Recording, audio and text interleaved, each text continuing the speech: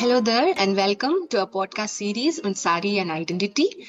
We're incredibly excited to have with us Dhruv Dhody, a trailblazer in the realm of sartorial expressions on social media, an exceptional professional with deep expertise and significant contributions in the networking domain.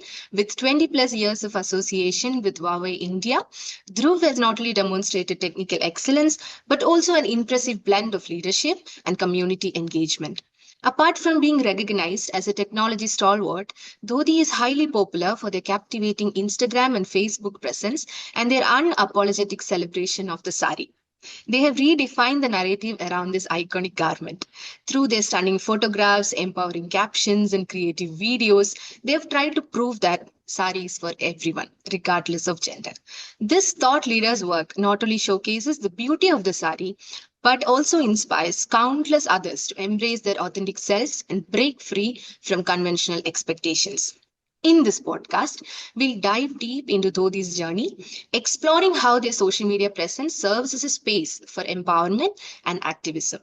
We'll discuss the art of sari draping, the importance of representation, and how their work contributes to a larger conversation about identity negotiation and inclusivity in today's digital age. So, without further ado, let's welcome the incredible Dhruv Dhody to the podcast.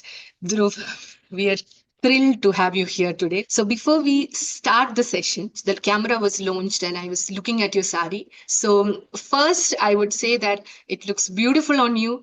And why this sari today? We'll start from there. So it's a mix of uh, bright colors and something delicate like lace work. Yes. And I actually wanted to wear the blouse, this Shrek today. So Yeah. Shrek came first, and the sari Okay. got matched to it later. Okay, so it's a mix of the modern and the cultural, and that's almost the essence of what actually I'm working on, and also what we as a channel is trying to portray the intervention of culture, cultural traditions, and the modernity. So, from there, I would like to delve into the first question that is, you have mentioned in your bio that you're a sari enthusiast. Tell me, who is a sari enthusiast and why do you call yourself that? So I'm would call myself because I champion sari. I want to think that sari is an everyday garment.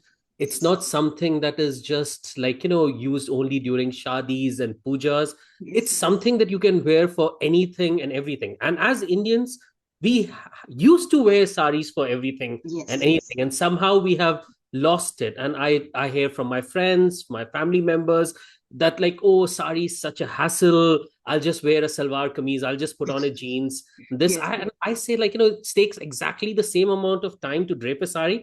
Somehow in our mind we have complicated it too much. We Yes. have said that sari needs to be worn in this particular way.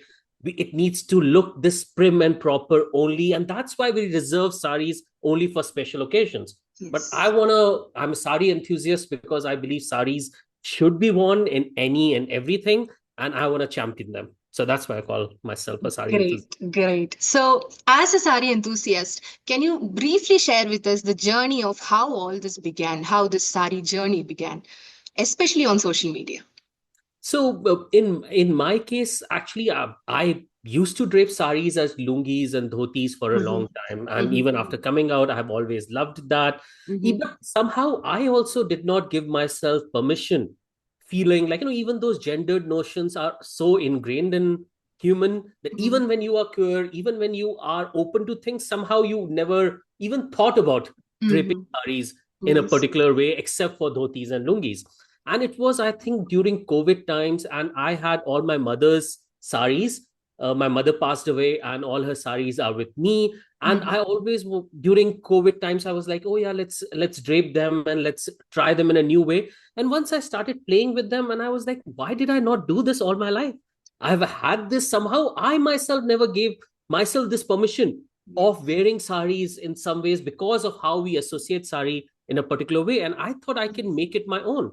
And that's how the whole draping saris in unique way and putting them on Instagram, and even I wear them for festivals, for music festivals, for club nights, for going anywhere. So making it my own, so it became a part of who I am actually. Yes. So, It's clear that it's part of your everyday wardrobe, and you've been using sari extensively as a garment that you love. So definitely there would be some kind of meaning or that emotion that is attached with the sari. I understand that you received your first set of saris from your mom, so that would be special for you. There is a familial bond in that. And then, are there any other meanings that you have about sari which is part of your own identity, that whenever you wear a sari, for example, I'll make it a little more specific. If you are struggling on a day for self acceptance, do you wear a sari and feel that superpower energy suddenly? For me, it's more about, like, it's a vehicle for self-expression. And Yes. I have all this individuality. I have my own thoughts on how things should be put together, how things should be draped. So in that way, sari is a perfect vehicle for you to express your individuality. And Yes. that's what I've loved about sari. Like, it you can change it. You don't feel like I'm repeating a sari. Many people feel like, oh my, you can just change the whole thing by changing the drape, by changing the Yes. blouses, by changing the Yes. accessories. You Yes. can totally change the look. And Yes. that's what I liked about with saris. It's allowed myself to be me. Not like, when you wear a dress, when you, this is a vision, somebody else's vision that Mm-hmm. you are carrying. They have draped it, they have stitched in a particular way. Yeah, They yeah. imagine how you would carry this thing out. Of course, you Mm. can still play with accessories and mix and match, but at least with the form of the garment, it's Mm. predetermined. I Yes. like the fluidity of a sari. That Yes. sari lets me decide how I want to feel today, and I Yeah. can mold it exactly to my own needs. So sari is like a powerful tool for expressing identity, I suppose. Another thing, do you have a memory about the first sari that you ever wore? I think my first sari would be for a Bharatnatyam Oh, dance performance, okay. and I would have wore it as a dhoti, as a garment, because I actually, even back then, I used to remember that I never used to like the Bharatnatyam dresses as much. Okay. Which, like, with the stitched dress, with Yes, all the yes, yes. pleating and Uh-huh. everything, I somehow always like the fluidity of wearing my mother's saris as Bharatnatyam Oh, nice. costumes. And Uh-huh. that would be my first memory, and I still have that sari, so it's kind of very nice to Oh, that's so look sweet. at it Yeah. from that. And other than that, I think in the recent times, it was actually, like, the bunch of my mom's saris that my dad sent me when he was Mm-hmm. moving houses. That, Mm-hmm. and it was sad to see, like, some of the saris were also deteriorating, which happens when they have been locked in Yeah. a trunk for a long time. So I was Mm-hmm. like, no, I'm going to cherish them. I'm going to wear them regularly, make sure this thing. So those saris always bring out some new memories. In fact, one recent thing, in when I visited my dad, we opened up a trunk which I was closed for over 15 years, and found my grandmother's white saris, and some Oh, were still surviving. So we got them to cleaners, this thing, and they are chicken curry, beautiful work, and they are still there. And draping them was like, hugging your grandmother again. And it was so nice. Like, that's what I liked about saris, that every sari has some sort of a story around it. There are memories around it. And when you yes. buy a new one, you are associating new memories to them. And Mm-hmm. I hope, like, Yes. they live on even when you are gone. Mm-hmm. That's what I like about sari. Yes, that's great. And I would say that because, you are taking it from people who are part of your family, you are also doing some sort of an upcycling of the sari by using it again and again, wearing it again and again, kind of bringing out that idea of sustainability, where you don't have to buy new saris for every single occasion. You just have to open up that trunk and take that old sari and maybe style it differently. So, coming to that again. Uh, I have been an avid follower of your Instagram, and there are tons of drapes, brilliant drapes that you deal with, and you post videos of them. So, is there a drape that you're particularly fascinated about, and the one that when you quickly want to drape a sari, that this is a drape that is your go-to drape? My go-to drape would be the hands-free drape that I used to do, Yeah. where, like, all this usual drape is the same. The only difference is I do a tie Yes. of the pallu right here. Uh-huh. So my hands are completely free. The pallu is up there, and you can just roam around and do my thing. One Okay. other thing that I do in always all my drape, I like to wear my saris a little bit higher up. Yes, So I've noticed that. Yes. that, like, the footwear shows, and I like to pair them with boots and being comfortable the Yes. whole time. And that's why, saris go on for a long time as well. When they are not touching the ground and they are up Yeah. there, I don't even fall my saris as much, because that allows me to change my drape a lot. Mm-hmm. Because if you put a fall, then you have to pleat it in a particular way. You can't Yes, just yes, move things around easily. yes, So yes. because of that, and because of practical reasons, and because of the style reasons, I Mm. end up always sort of draping my saris a little higher up Hi. and keeping my hands free as much as I can. Going back to the roots, how did we end up wearing saris in such a, like, it needs to have every pleat at the right place, it should be pinned properly. Yes. This moment you do that, you're constraining yourself, and that's why Yes, saris becomes uncomfortable for people, exactly. because you have pinned yourself so tightly and you're not letting the fluid garment just do its thing. And I've tried to do that as much as I can.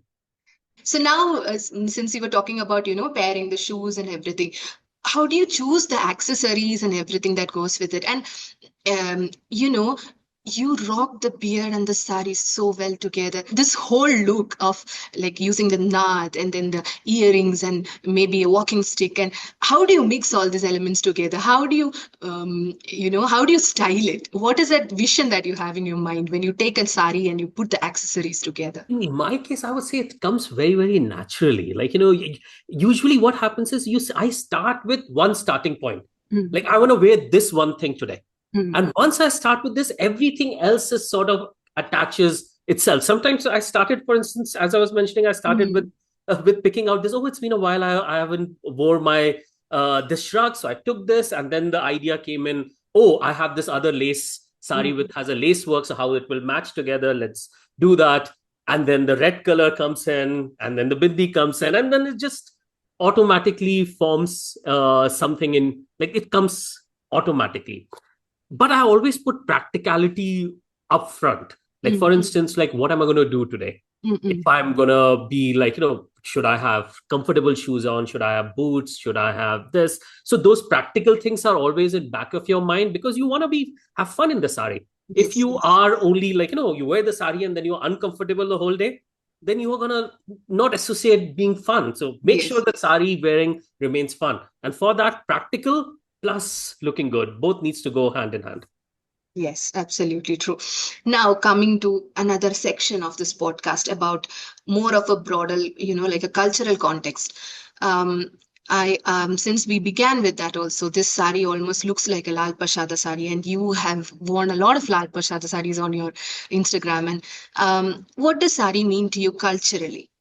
When it comes to your culture, how you grew up in your household, the women that you saw wearing the sari, and have they inspired you? Have you always wanted to, wear and try a lot of looks with the authentic drape of the Lal Prasad sari and all that? It's true, like, these things are so important when you're growing up, when you associate with something looking beautiful. And Mm. even when the festivities are there, you associate some colors, some patterns, some things which are so ingrained in you, and it just imprints in your mind that this Mm. is the idea of beauty, this is the idea of femininity, this is the idea of the colors that go well together. And even in your adult life, it just comes back to you without you overly thinking, without Mm. making a conscious decision that these are the colors that you like, or these are the colors that go well together. And even when it comes to, like, I've always, even before I embraced sari, like, the fashion and Mm. idea of dressing up was always there. And the for queer people as well, the who are your uh, icons Mm. which you associated with beauty, which you Mm. associate with fabulousness in some Mm. ways. In my case, I was always like the woman in your family, the gods and goddesses, actually. Oh, Like, yes. I used to go to temples and just admire the jewelry and how the powerful they looked, and how Mm. much beauty there was in our culture, in our pictures of our gods and goddesses. I've admired Yes. the drapes. I've always wondered how the goddesses are sitting. Where are the pleats coming from when the legs are folded this way? So it was Yes, yes. always there in back of my mind, even Yeah. when growing up. So these things are associated with beauty, with femininity, with power. And when Mhm. it comes to me picking and draping, they somehow came naturally. When you ask that question, then I'm trying to maybe pick a link between, but it was so unconscious if you think about, like, it was not a conscious thing that one It do. was natural, You came can to you think, naturally. like, back, why are these colors, why are these Mm. patterns important, because that's how I've grown up. That's what you associated. Your first memories of beauty, of fabulousness, of power are these images. From there, if we move forward, I have seen another video where during Durga Puja, you have been performing the dance along with the women, and it looked so natural that you're part of them, you're one of them. And when this event is happening, don't you think that there is a little bit of subversion going on, when because you are subverting a little bit of tradition, but at the same time you're also culturally rooted? So, how was that experience of performing there? And did you get any comments from your family members or who are there? And did they praise you for doing it? And how was that experience? So I'm like, I always feel like, I've been lucky that I'm surrounded by people who appreciate what I do. Like, I haven't faced, at least within my society and Mm. within the part that I live in, Mhm. Mhm. like, people understand what I'm trying to do. I'm Mhm. respecting the goddesses. I'm not trying to do this as a gimmick Yeah, in yeah. some way. It's not Yes. something, this is who I am. Like, some Yes. people always feel that, oh, this is just something somebody does for Instagram likes, but Mm. this is not who I am. I have been Yes. doing this before Instagram, and I've been doing it since then. I just now post them, and there is more visibility to it, but I haven't Yes. fundamentally changed who I am, and that's because of that. I think people understand where I come from, and in fact, uh, in my case, like, one thing which I've started doing for a long time, and as I was mentioning, that I Mm. asked myself that why did I not give myself that permission for so long to allow myself to dress up in a sari. Mm. And that was a very mind-boggling thing, that, like, oh, somehow we just assume so many things that that's how they are, Mhm. without thinking why. Mm. And why not? Mm. Why not, as a non-binary person or as a man? Why can't I drape? It's just clothing. You Yes. are allowed to wear a lungi, you are allowed to wear a dhoti, but you cannot wear a sari. Yes. And who made up that rule? Where Yes. did it come from? And why are we, like, so thinking that that's how it's supposed to be? If you Yes. if you cannot get a clear answer of why not, then Mm. of course you should go and try, and if it works for you, you should do it. Yes. And the same scene of, like, performing at a Durga Puja, wearing a dhoti, nobody would have, like, that's so common. There, you see that at every Durga Puja, at a Mm. Bengali function as well. Mm. Mm. Me, again, I did not wear it in a exact way as a Yes. Bengali Yes. woman would wear. Yes. I wore it in my own uh, Yes. set of way, which is, Mm. the whole idea is, like, you should be you. You're not trying to be somebody else, and Mm. that's what I like to do in these things. And I hope that shows that I'm not trying to uh, do it as a gimmick, or it's not just, like, an Yes. act that I'm doing. It Yes. is me expressing myself in every corner of my life and be living myself fully, and that's what I'm trying to do there. Yes, that's evident. So another thing now, since you have been saying about the visibility that you're getting because of you participating in these kind of events dressed up in a sari. So when it comes to a social media platform, do you feel that because you are posting these things on Instagram and Facebook, there is a better visibility and there are people who are receiving a little bit of a positive push to kind of assert themselves being inspired from you? Yeah, so I like, for at Pride events, at other places, I always get, like, people coming to me and tell me that, oh, we have seen your videos, and they were this Pride, there were like 4 or 5 other people dressed up in saris, all came to me and say, oh, Oh. you had inspired us. So those are the things that really get you going. And in fact, like, I do remember growing up as a queer person in India at Mm. that time and having no visibility and Yes. feeling so alone. Mm. And Mm.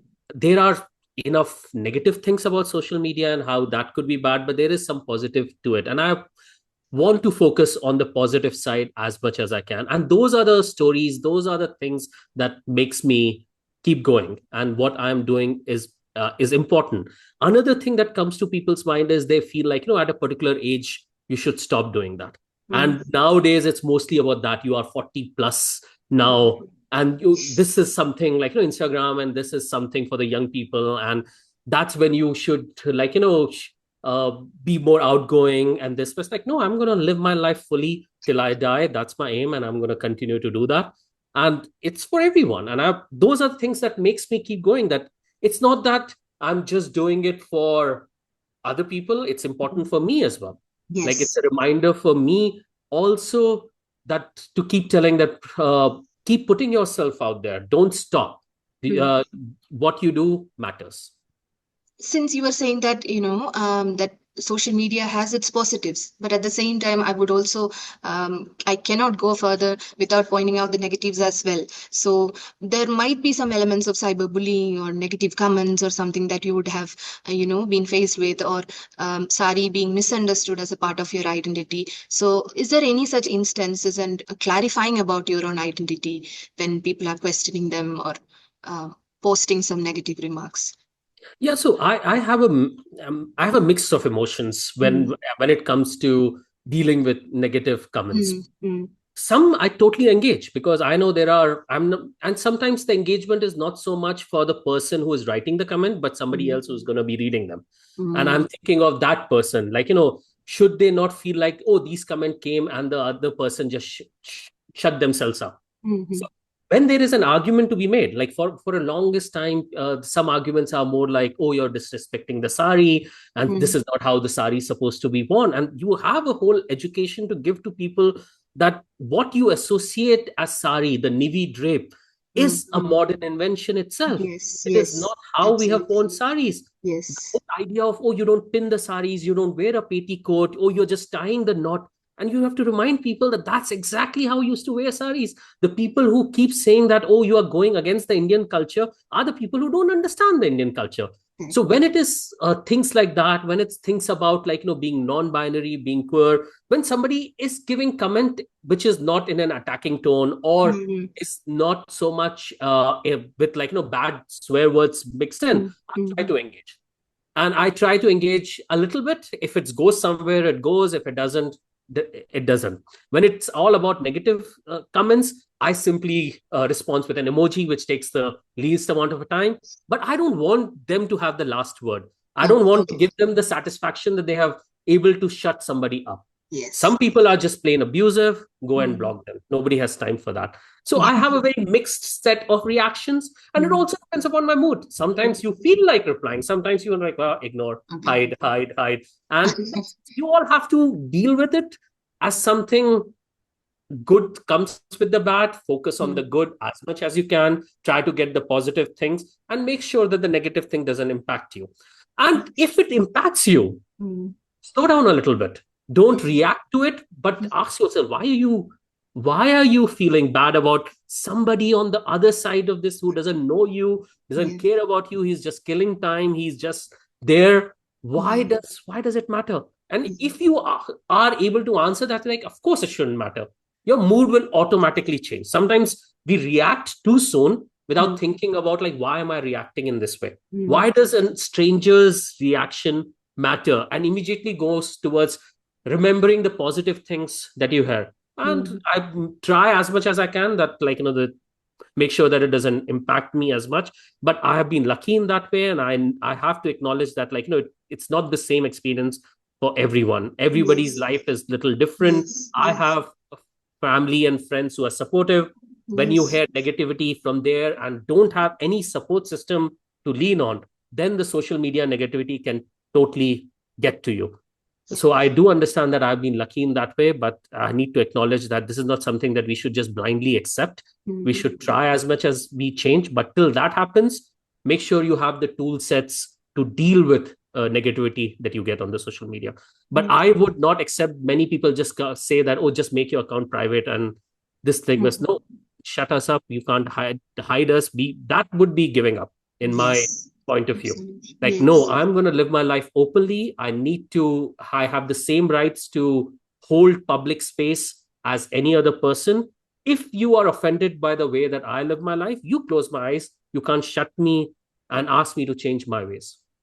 If you feel like you're a motivator for them, what kind of a dream do you have for the young LGBTQ community who are trying to come out and be associated with sari?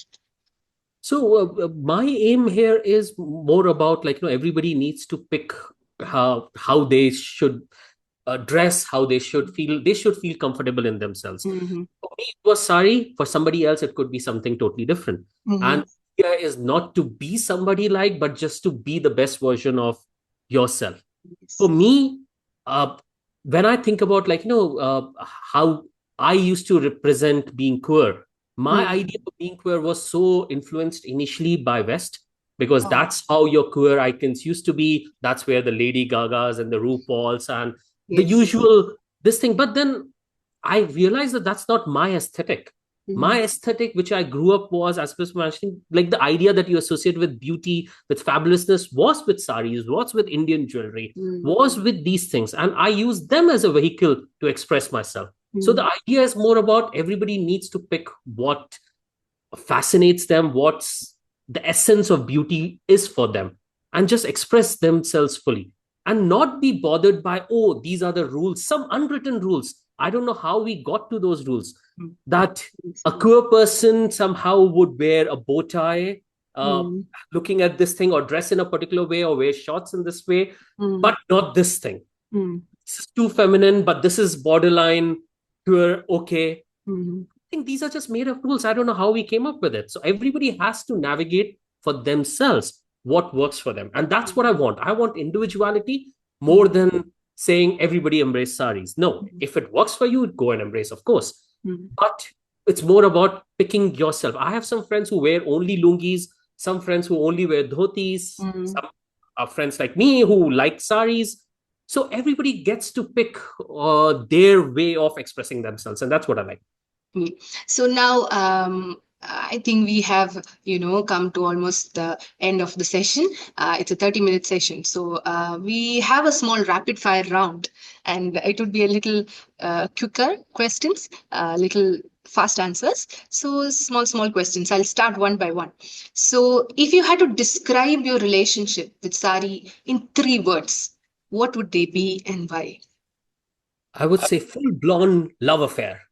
Uh, I can't imagine myself not wearing saris. Like my friends tell me, because I've gone through different phases. Mm. When I look back, once it was all kaftans. I was just wearing lots of kaftans. Then Mhm. it was something else. Now it is Mm. saris, and my friends keeps telling me, "Oh, you're gonna."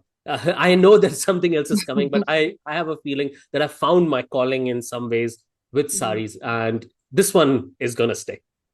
If you have to choose between one, Instagram or fashion runway? I would still pick Instagram. Oh, why? May I know?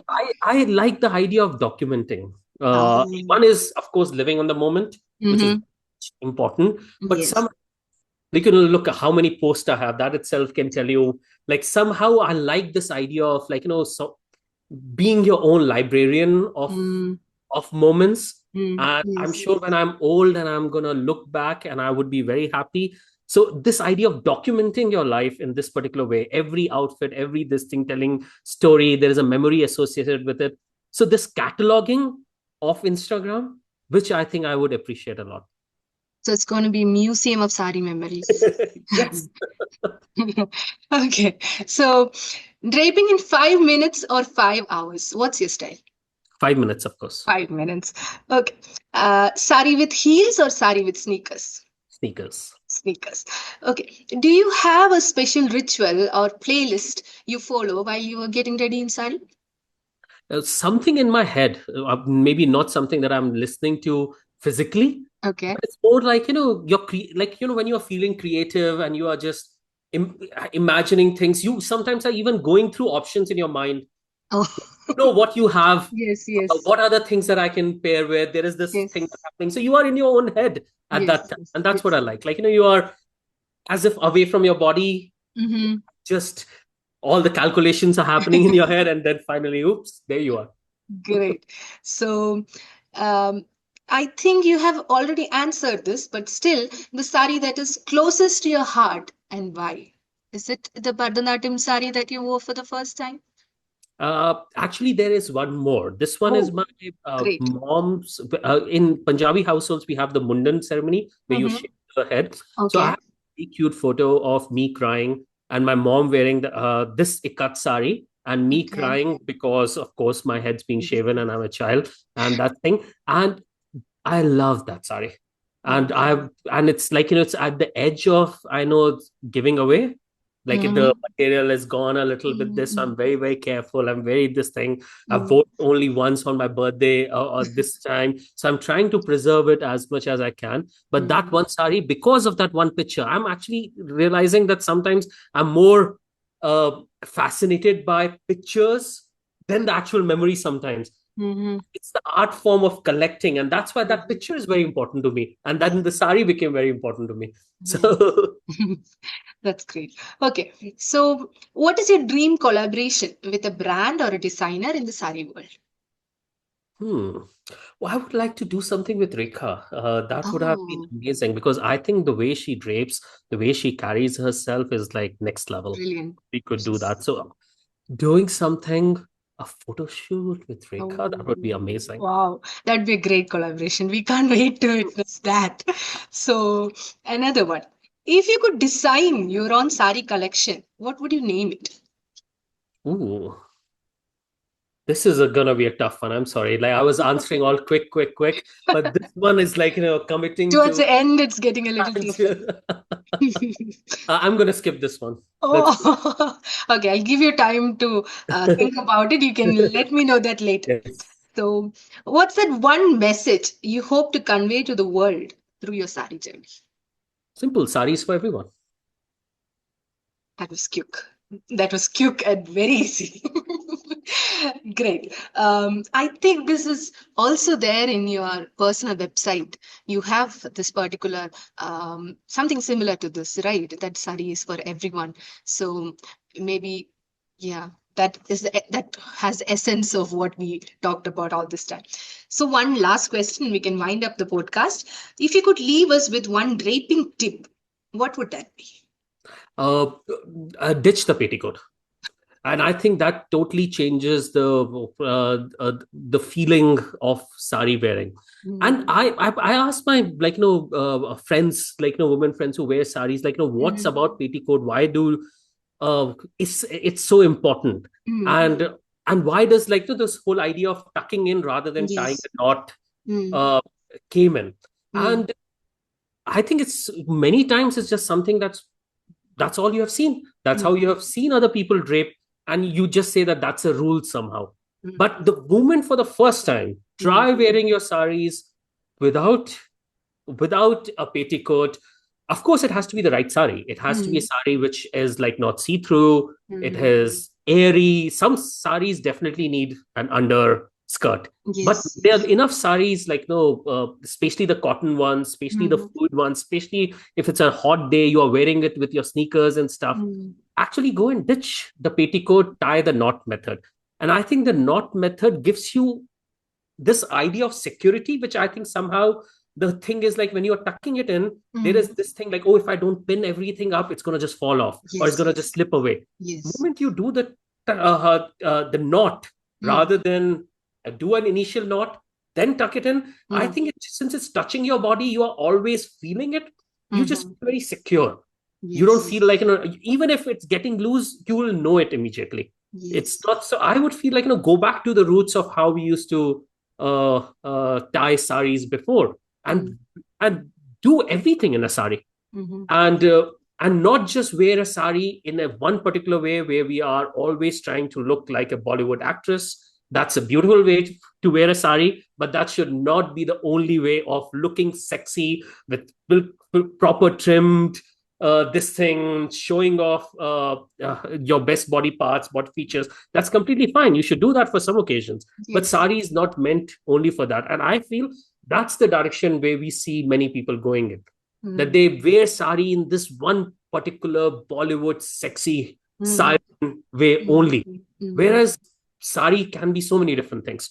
Even Yes. when your house worker wears in saris and pulls the saris up, tuck it up Mhm. while Mhm. she's sweeping the floor, that's a Mm. functional garment. Let's go back. Mhm. And in fact, some of my drapes, I just do that.